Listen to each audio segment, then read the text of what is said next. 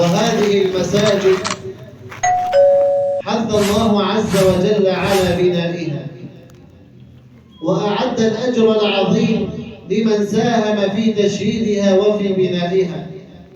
فقال نبينا عليه الصلاة والسلام: من بنى لله مسجدا ولو كمفحص قطاء بنى الله له بيتا في الجنة.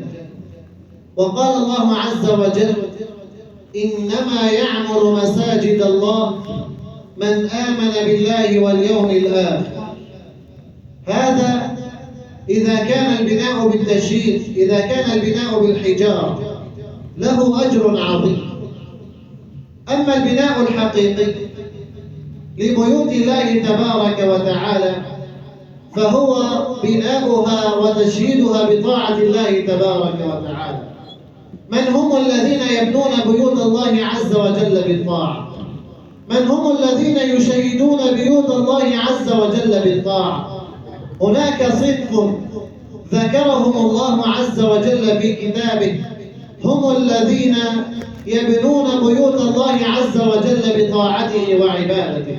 صفات عظيمة جعلها الله عز وجل للذين يعمرون بيوت الله عز وجل بالعبادة. أتعلمون ما هي صفاتهم؟ ما هي الآية التي جمعت صفات الذين يعمرون بيوت الله عز وجل بالطاعة والعبادة؟ ما هي هذه الآية أيها الأحبة؟ هل يعرف أحد منكم هذه الآية؟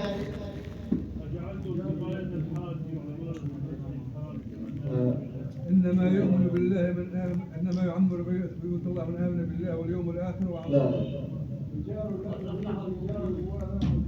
في بيوت أذن الله أن ترفع ويذكر فيها اسمه يسبح له فيها بالغدو والآصال رجال.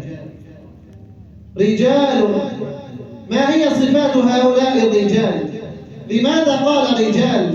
لأن الرجال تحمل معنى القوة، تحمل معنى التحمل للشدائد والصعوبات. رجال لا تلهيهم تجارة ولا بيع عن ذكر الله.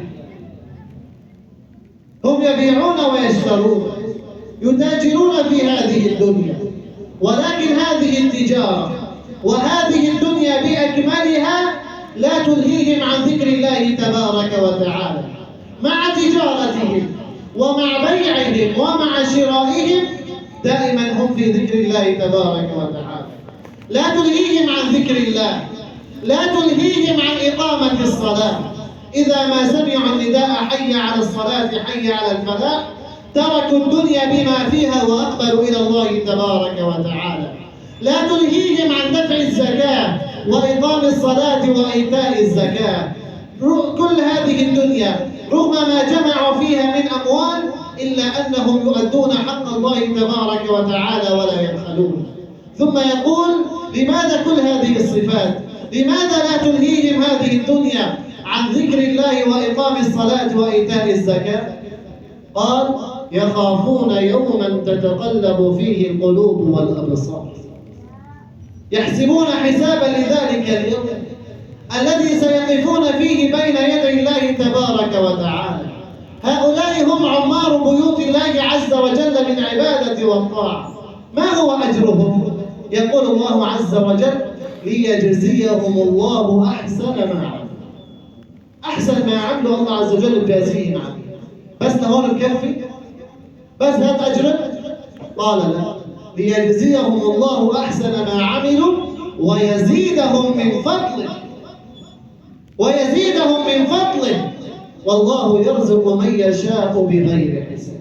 أخي المسلم، هذه الآية البسيطة اقرأها اليوم بتمعن واقرأها بتدبر.